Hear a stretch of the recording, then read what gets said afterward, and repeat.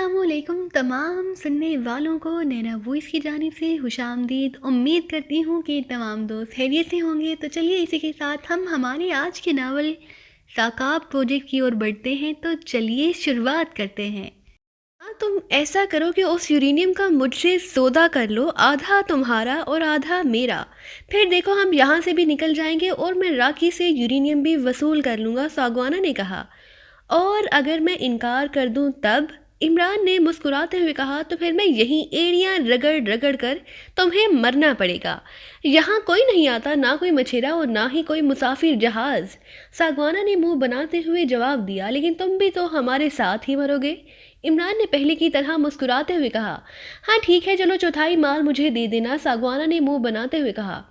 Sorry ساگوانا، یہ مال میری ذاتی ملکیت نہیں ہے کہ میں اس کا سودا کروں۔ تمہیں آدھا یا چوتھائی حصہ تو ایک طرف ایک ذرہ بھی نہیں مل سکتا۔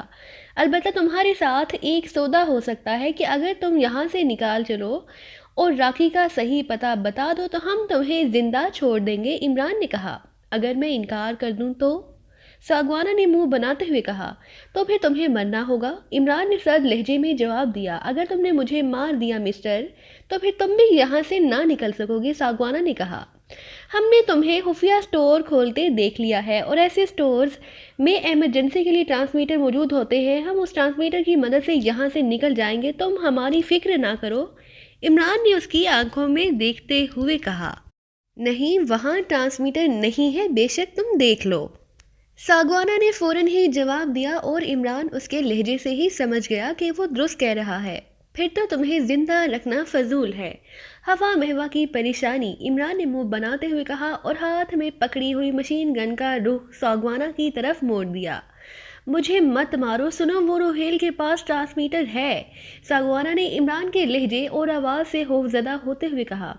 اوکے، اب یہ بتاؤ کہ راکھی مال کہاں لے جائے گا؟ یہ آخری سوال ہے، اگر تم نے درست جواب دیا تو تم زندہ رہو گے، ورنہ… عمران کا پتہ پہلے سے بھی زیادہ سرد ہو گیا تھا۔ وہ جہاں بھی مال رکھے گا بہرحال تھریسیا کے پاس ضرور جائے گا، جہاں سے اسے پکڑا جا سکتا ہے، ساگوانا نے دہشت زدہ ہوتے ہوئے کہا۔ وہ دراصل اپنے ساتھیوں کے قتل عام کی وجہ سے بے حد خوفزدہ ہو گیا تھا۔ پوری تفصیل بتاؤ، عمران نے رخت لہجے میں کہا۔ پہلے وعدہ کرو کہ مجھے زندہ چھوڑو گے، ساگوانا نے خشک ہونٹوں پر زبان پھیرتے ہوئے کہا۔ کوئی وعدہ نہیں، بولو، عمران کا لہجہ اور زیادہ تلخ ہو گیا تھا۔ تھریسیا راکھی کی گرل فرینڈ ہے، ساؤتھ کالونی میں کوٹھی نمبر 12 میں رہتی ہے، وہ لازماً اس کے پاس جائے گا، یہاں تراکی پر بھی رہتے ہوئے وہ رات وہیں گزارتا ہے، وہ اس کے ہاتھوں مجبوراً ہے، اس لیے لازماً وہ وہاں جائے گا اور پھر اسے لے کر ہی کہیں جائے گا، اسے وہاں سے پکڑا جا سکتا ہے، ساگوانا نے تفصیل بتاتے ہوئے کہا۔ پاکیزہ کی دولت پر قبضہ کرنے کی کوشش کی ہے، سمجھے، اس لیے تم قابل معافی نہیں ہو، عمران نے کہا، اور اس کے ساتھ ہی اس نے مشین گن کا ٹریگر دبا دیا۔ تڑتڑاہٹ کی آواز کے ساتھ ہی ساگوانا کے حلق سے چیخ نکلی اور وہ نیچے گر کر بری طرح تڑپنے لگا اور پھر چند لمحوں میں ہی تڑپ تڑپ کر ختم ہو گیا۔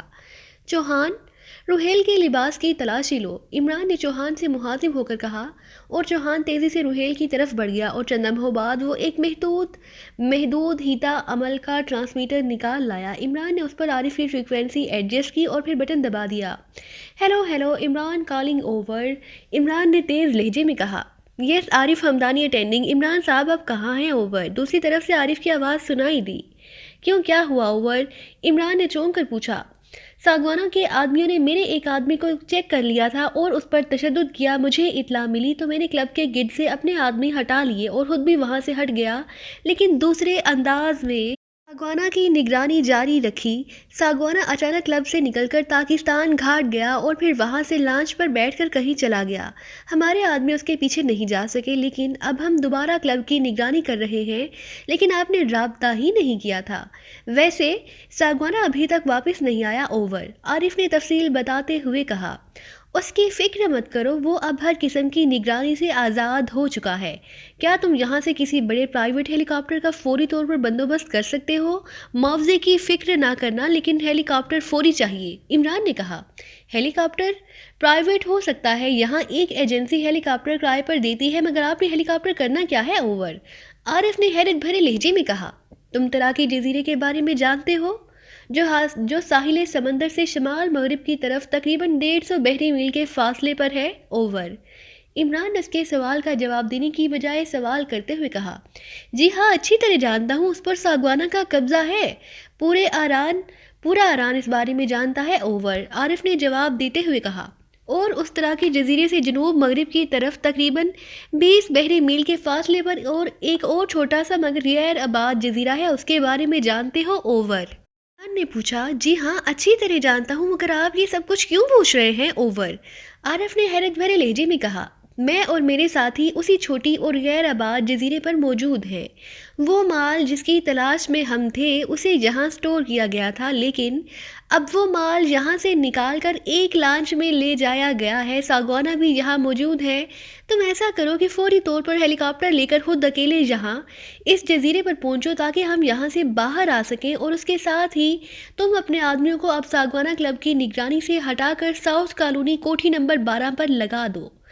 وہاں ایک عورت تھریسیا رہتی ہے۔ مال جو آدمی لے کر گیا ہے اس کا نام راکی ہے، اور ساگوانہ نے بتایا ہے کہ وہ رات کو لازماً اس عورت کے پاس پہنچتا ہے، اس لیے اب ہم نے اسے پکڑ کر اسے مال وصول کرنا ہے۔ اوور۔ عمران نے تفصیل بتاتے ہوئے کہا، راکی؟ اور یہ وہی راکی تو نہیں جو تراکی جزیرے کا انچارج ہے اور ساگوانہ کا خاص آدمی ہے؟ اوور۔ دوسری طرف سے عارف نے پوچھا تو عمران بے احتیاط چونک پڑا۔ اسے عارف کی بے پناہ معلومات پر واقعی حیرت ہو رہی تھی۔ ہاں وہی ہے۔ اوور، عمران نے جواب دیتے ہوئے کہا۔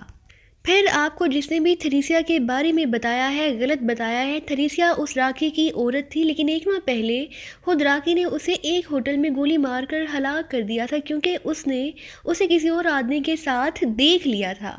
البتہ راکی کو میرا گروپ تلاش کر لے گا۔ میں گروپ کو اس کی تلاش پر مامور کر کے خود ہیلی کاپٹر لے کر وہاں آپ کے پاس پہنچ رہا ہوں، آپ بے فکر رہیں۔ اوور۔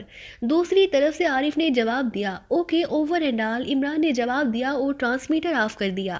اس کے چہرے پر اب اطمینان کے تاثرات نمایاں تھے۔ راکی نے دروازہ کھلنے کی آواز سنتے ہی سر اٹھا کر دیکھا۔ دروازے پر ایک نوجوان موجود تھا جس کے چہرے پر مسرت کے تاثرات نمایاں تھے۔ کیا رہا جوشی؟ راکی نے تیز لہجے میں پوچھا۔ وکٹری باس، وکٹری۔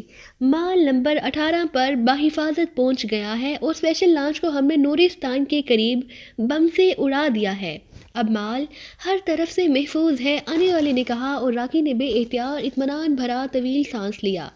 اب ہم اس مال کو فوری طور پر فروخت کرنا ہے، کیونکہ وہ پاکستانی ایجنٹ عمران بے حد خطرناک آدمی ہے۔ وہ لازماً وہاں سے نکل کر اور مجھے اور مال کو تلاش کرنے کی کوشش کرے گا۔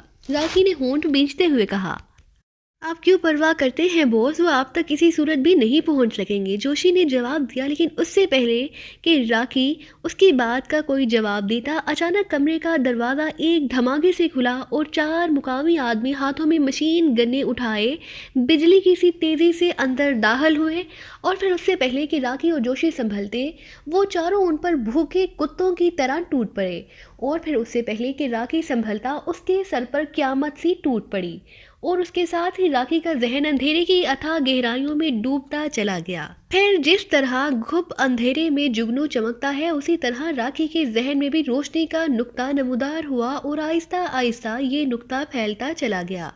حواس بحال ہوتے ہی راکی کی آنکھیں کھلی، اور دوسرے لمحے وہ یہ دیکھ کر بے اختیار اچھل پڑا کہ وہ اس وقت اپنے کمرے کی بجائے ایک خاصے بڑے حال نما کمرے میں موجود تھا، اور اس کے دونوں بازو دیوار میں نصب زنجیروں کے ساتھ جکڑے ہوئے تھے، اور اس کے دونوں پیروں کو بھی فولادی کڑوں کے ساتھ دیوار کے ساتھ جکڑ دیا گیا تھا۔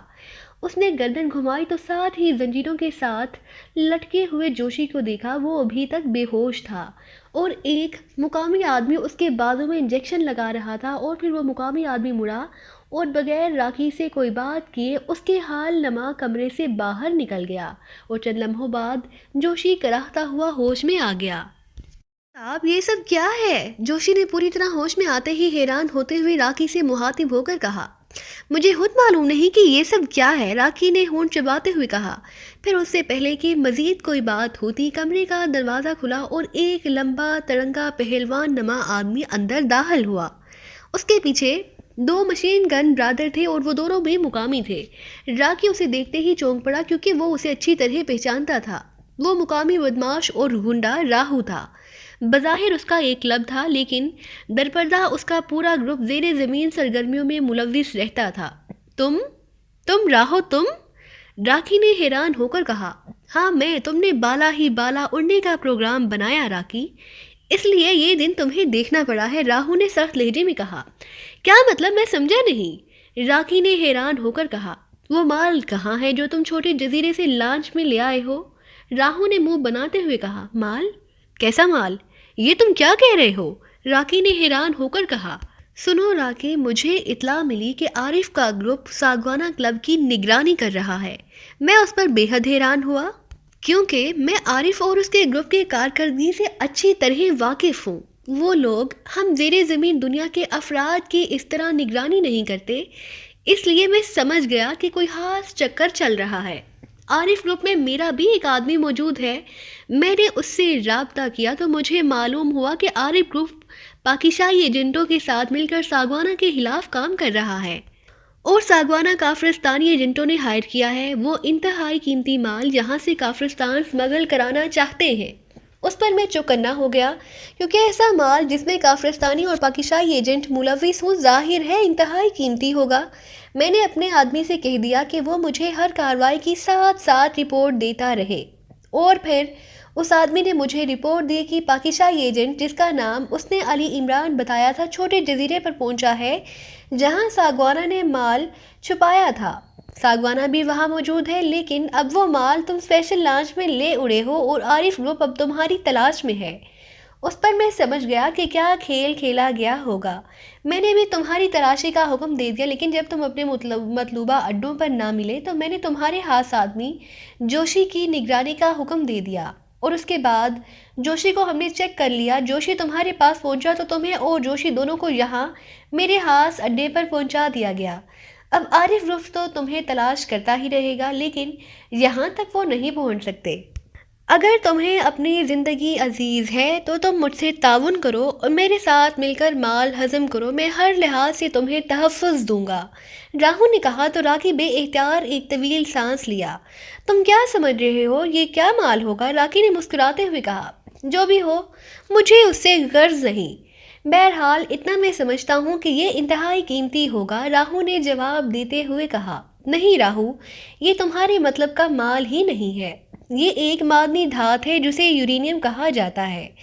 اس کے صرف ایکریمیا میں خاص گھاک ہیں، اور وہ بھی صرف چند، اس لیے اس مال کو ایکریمیا لے جانا پڑے گا اور پھر وہاں گھاک تلاش کرنے پڑیں گے۔ ان پاکستانی ایجنٹوں نے تراکی جزیرے پر قتل عام کیا اور مجھے گرفتار کر لیا۔ میں نے اپنی زندگی بچانے کے لیے ان کا ساتھ دینے کا وعدہ کیا، کیونکہ مجھے معلوم تھا کہ اب ساگوانہ مجھے کسی صورت بھی معاف نہیں کرے گا، اس لیے مجھے لازماً یہاں سے ایکریمیا جانا ہوگا۔ اس لیے میں یہ مال لے اڑا تاکہ میں اپنے ساتھ لے جاؤں، خالی ہاتھ نہ جاؤں، مگر یہ تمہارے کسی کام کا نہیں ہے، راکی نے جواب دیتے ہوئے کہا۔ تم اس بات کی فکر نہ کرو، کافرستانی ایجنٹ اسے لے جا رہے تھے جو ساگوانوں کے ہاتھوں مارے گئے۔ میں کافرستانی حکومت سے بات کروں گا، میرے تعلقات ان سے ہیں، میں ان سے سودا کر لوں گا اور وہ مجھے باہوشی میری مطلوبہ قیمت دے دیں گے، راہو نے جواب دیتے ہوئے کہا۔ راکی اس کی بات سن کر بے حد حیران ہوا۔ وہ اب تک واقعی راہو کو عام سا بدماش سمجھتا تھا، لیکن اب اس کی بات سن کر اسے پہلی بار احساس ہوا کہ راہو خاصا گہرا آدمی ہے۔ لیکن اس بات کی کیا گارنٹی ہے کہ میں تمہیں مال دے دوں تو تم مجھے اس میں سے بھی حصہ دو گے، راکی نے ہونٹ چباتے ہوئے کہا۔ ہم لوگوں کے کاروبار میں گارنٹی نہ ہوتی ہے اور نہ دی جا سکتی ہے، سارا دھندا اعتماد پر مبنی ہے، راہو نے جواب دیا۔ سنو راہو، تم ساری زندگی سر ٹپکتے رہو تو اس مال تک نہیں پہنچ سکتے، اس لیے بہتر یہی ہے کہ تم ہمیں چھوڑ دو اور مجھ سے رقم طے کر لو، میں تمہیں تمہاری مطلوبہ رقم دے دوں گا اور تم ایک طرف ہو جاؤ، راکی نے کہا۔ میں نے کوشش کی تھی کہ تم سے سودا ہو جائے، لیکن تم شاید ضرورت سے زیادہ ہوشیار بننے کی کوشش کر رہے ہو، اس لیے اب تم سے بات نہیں ہو سکتی۔ مجھے معلوم ہے کہ جوشی نے یہ مال ٹھکانے لگایا ہے اور جوشی سے میں خود پوچھ لوں گا، تم فارغ، راہو نے منہ بناتے ہوئے کہا۔ اور پھر اس سے پہلے کہ راکی کوئی جواب دیتا، راہو نے جیب سے مشین پسٹل نکالا اور جوشی کی طرف مڑ گیا۔ بتاؤ جوشی، مال کہاں ہے اور کس شکل میں ہے؟ راہو نے جوشی سے مخاطب ہو کر کہا۔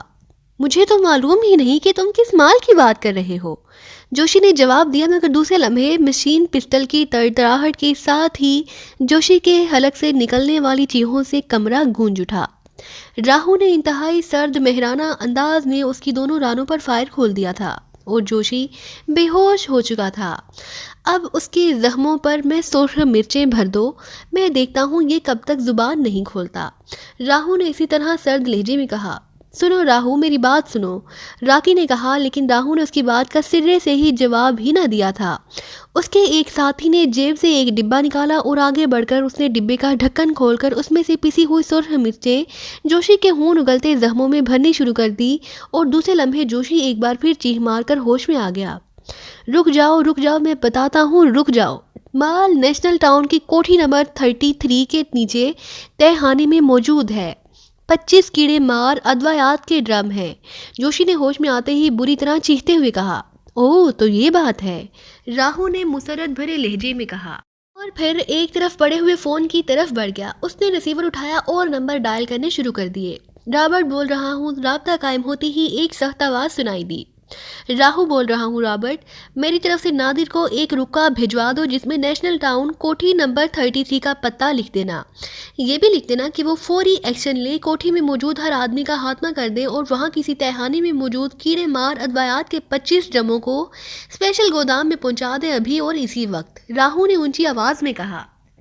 یس بوس، ہم خود یہ کام کر لیتے ہیں، دوسری طرف سے رابرٹ نے کہا۔ نہیں، میں اپنے آدمیوں کو سامنے نہیں لانا چاہتا، راہو نے کہا اور ریسیور رکھ دیا۔ تم نے دیکھا راکی کام کیسے کیا جاتا ہے؟ اب وہ پاکستانی ایجنٹ اور عارف گروپ تمہیں ڈھونڈتا رہے گا جبکہ تم دونوں کی لاشیں گٹروں میں ہی گھل سڑ کر ختم ہو جائیں گی، اور میں اطمینان سے مال کا سودا کر کے رقم کھری کر لوں گا، راہو نے بڑے فاہرانہ لہجے میں کہا۔ اور پھر اس سے پہلے کہ راکی اس کی کوئی بات کا جواب دیتا، راہو نے ایک بار پھر مشین پسٹل کا ٹریگر دبا دیا، اور راکی کو ایک لمحے کے لیے محسوس ہوا کہ اس کے سینے میں بیک وقت کئی گرم سلاخیں گھس گئی ہیں، پھر اس کا ذہن اس کا ساتھ ہمیشہ کے لیے چھوڑ گیا۔ عمران انتہائی بے چینی کے عالم میں کمرے میں ٹہل رہا تھا، اس کے ساتھی بھی اسی کمرے میں صوفوں پر بیٹھے ہوئے تھے۔